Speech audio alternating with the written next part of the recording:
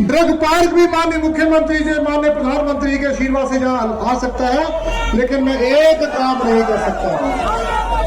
मित्रों, मेरी माताओं, मेरी बहनों, मेरे बुजुर्गों, यहाँ बैठी हरोली की मेरी प्रभु जनता, मैं एक काम नहीं कर सकता हूँ, ना मैं भ्रष्टाचार कर सकता हूँ, ना चुनाव में मेरे पास पैसे हैं।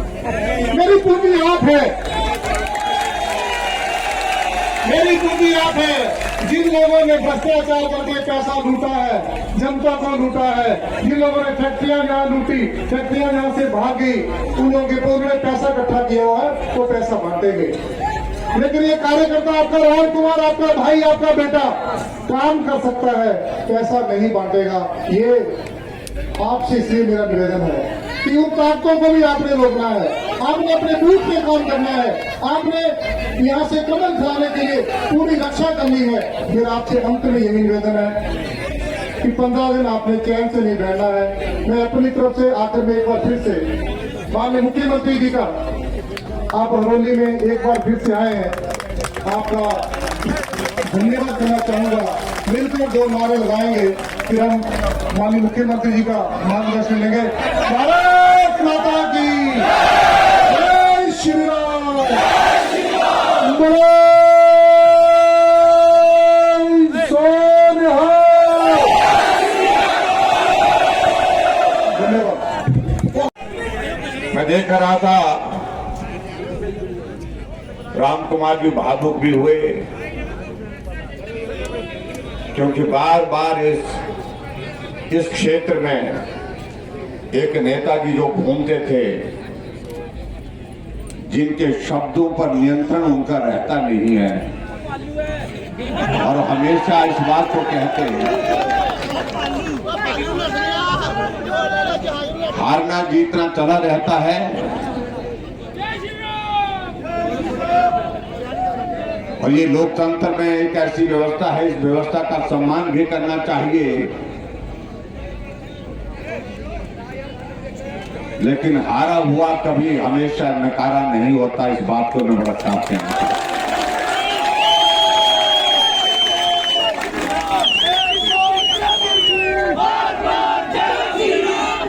मैंने इस बात को देखा इन 5 वर्षों में, और बहुत करीब आकर के देखा। राम कुमार जी चुनाव नहीं जीत पाए थे, लेकिन इनके मन में एक भाव था, मैं चुनाव जीतूं चाहे ना जीतूं, मेरा हरोली आगे बढ़ना चाहिए, मेरा हरोली का विकास होना चाहिए। एक बात को लेकर कहने का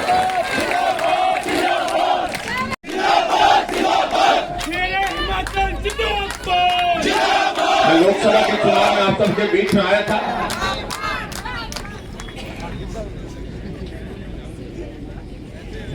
और आप सबसे मैंने अपील की थी, मैंने कहा हमने हिमाचल जीता, देश जीत लिया, लेकिन हरोली कई वर्षों से नहीं जीत पाए हैं। और लोकसभा के चुनाव में हमने कहा था कि अब की बार हरोली जिता करके दीजिए, जहां से बढ़ दीजिए, और आप सब लोगों का आशीर्वाद मिला। आपने जो हमने कहा था वो किया, और उसके बाद ये भी सत्य है, जो आपने कहा वो हमने किया।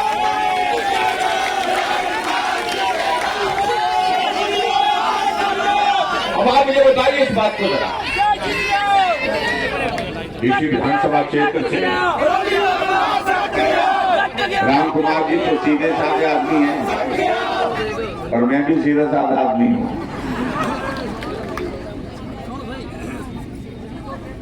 मेरे नाम के बाद राम लगा है, मेरी इनके जो है नाम के पहले लगा हुआ फर्क इतना है।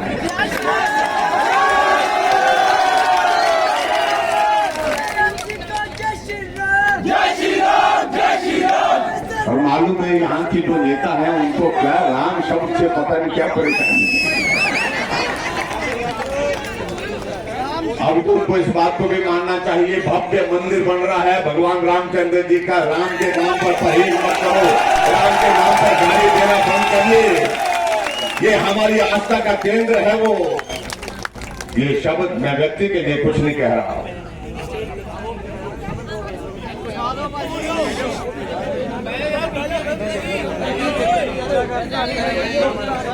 हिमाचल प्रदेश में सरकार बनने के बाद 3 महीने के बाद आपके यहाँ के वो नेता हमेशा एक ही बात कहते रहते हैं कि जयराम जाने वाला है, जाने वाला है, जाने वाला है, यही बोलते रहते थे।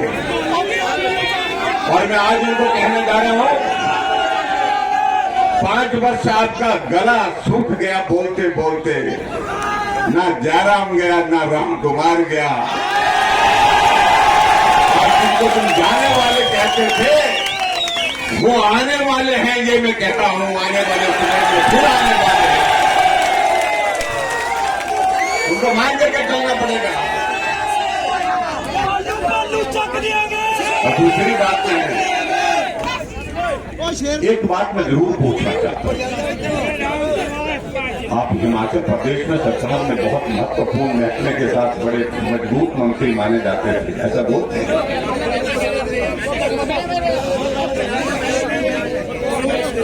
उद्योग का महकमा आपके पास था,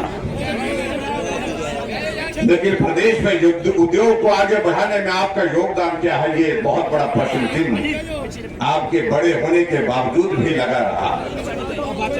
क्या हिमाचल प्रदेश में कोई नई इंडस्ट्री स्थापित करने में आप सफल हुए? क्या आप इंडस्ट्रियल सेक्टर को हिमाचल प्रदेश में उसका एक्सपेंशन करने के लिए आपने कुछ काम किया? नहीं किया।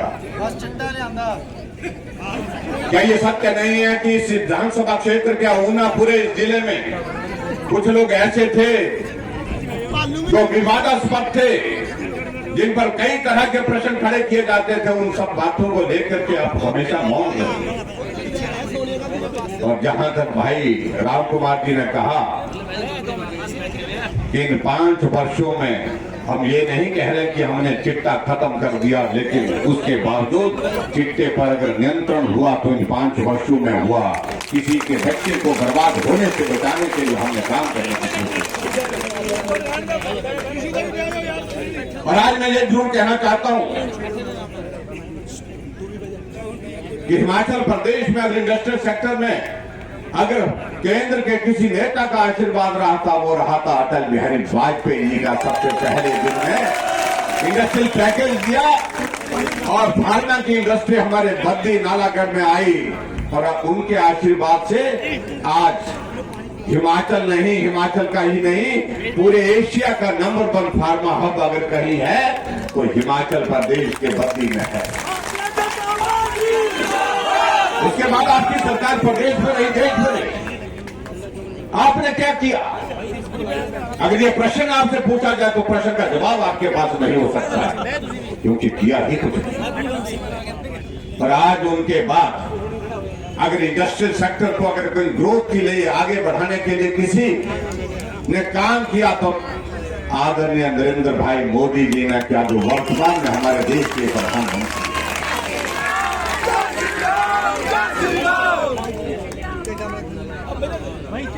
मेडिकल डिवाइस पार्क नालागढ़ में 500 करोड़ रुपए की लागत से बन करके तैयार होगा। आदरणीय प्रधानमंत्री जी ने शिलान्यास किया।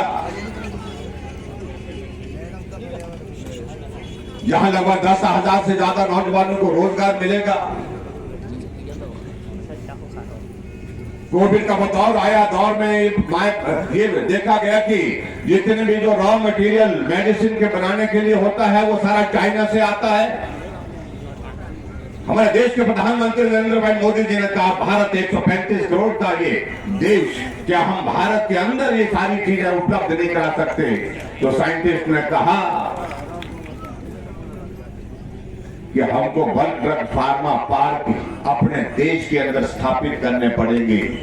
और उसी वक्त प्रधानमंत्री जी ने कहा जितने करने करिए, लेकिन हम चाइना पर डिपेंडेंट नहीं रहना चाहते किसी चीज के लिए। 95% मटेरियल, रॉ मटेरियल दवाइयों के बनाने का चाइना से आता था, तब जाकर के हमको दवाई बन करके मिलती थी। और तय हुआ कि पूरे देश भर में 3 वन ड्रग फार्मा पार्क बनाएंगे। और प्रधानमंत्री जी ने कहा इसका ओपन कंपटीशन होना चाहिए, सभी राज्यों को अवसर दीजिए, बिडिंग करिए। बिडिंग हुई। मेरे अधिकारियों ने कहा कि इस प्रकार से एक बहुत बेहतरीन एक अपॉर्चुनिटी है, हम उसमें बिडिंग करना चाहते हैं। मैंने अधिकारियों की एक टीम गठित की उनको कहा कि आप तय करो जो जो भी चीजें कर सकते हैं, लेकिन ये बल्क ड्रग फार्मा पार्क हमने लेना ही है। और उन्होंने मेहनत की, परिश्रम किया और हमने अग्रेसिव होकर के बहुत जोर और जोश के साथ उसमें बिल्डिंग की। और भाई और बहनों में ये कहना चाहता हूं, पूरे देश भर में 3 बल्क ड्रग फार्मा पार्क बनने थे, जिसमें 1000 करोड़ रुपए केंद्र की ओर से भी मदद मिलने वाली थी।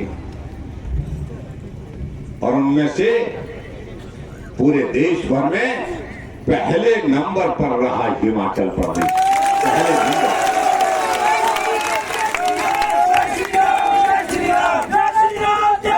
पहले नंबर पर हिमाचल प्रदेश, और पहले नंबर पर हिमाचल प्रदेश का ऊना जिला, ऊना का भी हरोली विधानसभा।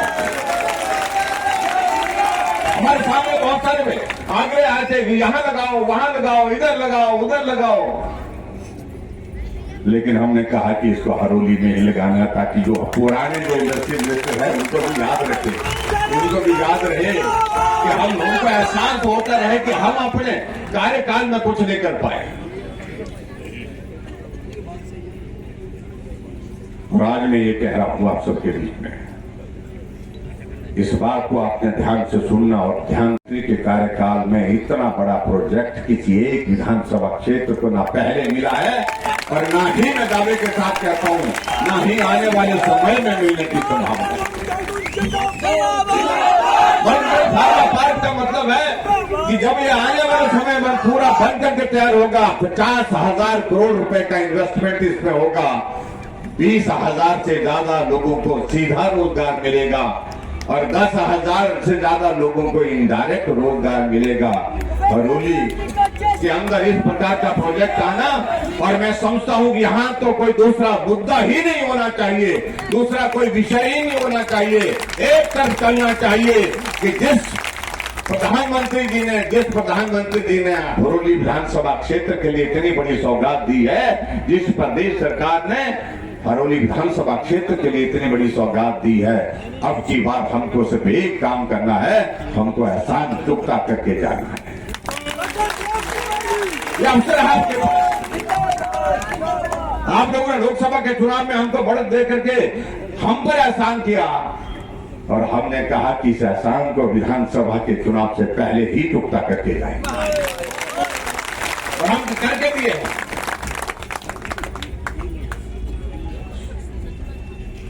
और मैं यहाँ की जनता का भी हृदय से आभार व्यक्त करता हूँ। यहाँ पहुंचाना बहुत कठिन था। अगर 1000 कनाल हमारे भाई बहनों ने दान नहीं दी होती तो संभव नहीं था। उन भाइयों का भी मैं बहुत बहुत आभार व्यक्त करता हूँ, उनके एहसान को भी आपको। और कांग्रेस के नेता कहते थे ये सपनों की बातें हो रही हैं, रात को तो सपने देखो लेकिन दिन में भी सपने देखते हैं हमारे मुख्यमंत्री। लेकिन मैं ये कहना चाहता हूं, चाहे हमने सपना रात को देखा चाहे दिन को देखा, लेकिन हमने वो सपना साकार करके दिया। इस प्रोजेक्ट को रोकने की कोशिशें हुई, बहुत प्रयास हुए, किसी तरह से रुक जाए। सीधा बात नहीं कर सकते तो हाई कोर्ट तक जाने की योजना बनाई गई, किसी तरह से रोका जाए। लेकिन मैं इस बात को लेकर के आप सबको बधाई देना चाहता हूं, सारी बाधाएं एक एक करके दूर होती गई। हमने सारी बाधाओं को पार किया और आखिरकार इस प्रोजेक्ट को जमीन पर यहां पर खड़ा करने का रास्ता साफ किया है।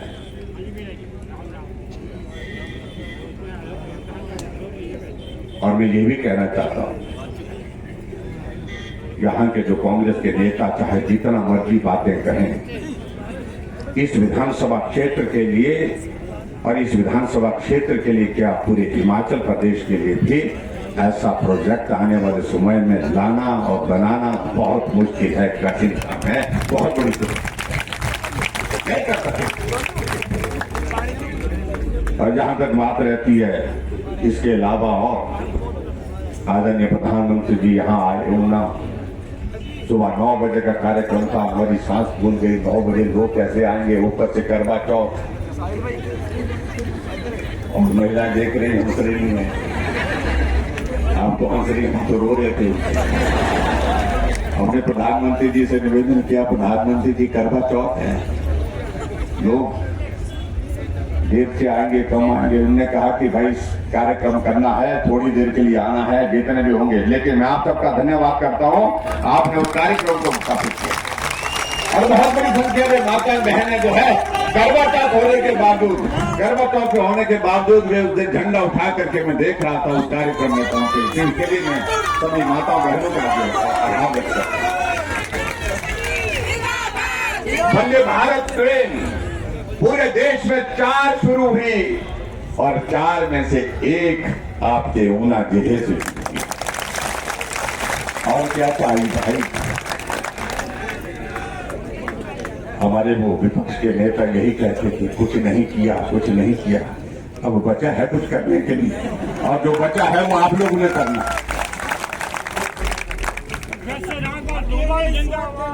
माता यहाँ पर बैठी हुई है, हमने कहा कि माता बहनों के लिए आने जाने के किराए में रियायत देनी चाहिए। हमने आधा किराया माफ कर दिया। हमने कहा आबादी का आधा हिस्सा और किराया भी आधा देंगे, और वो गारंटी दे रहे हैं। मैं देख रहा था रास्ते में आते आते फट्टे लगा रखे हैं, बोर्ड लगा के रखे हैं, हमारी आएगी, हमारी सरकार आएगी तो हम ये करेंगे। आएगी तो ना, आने ही नहीं देंगे भाई। हमारी तो आई हुई है, दिल्ली में भी और यहाँ भी।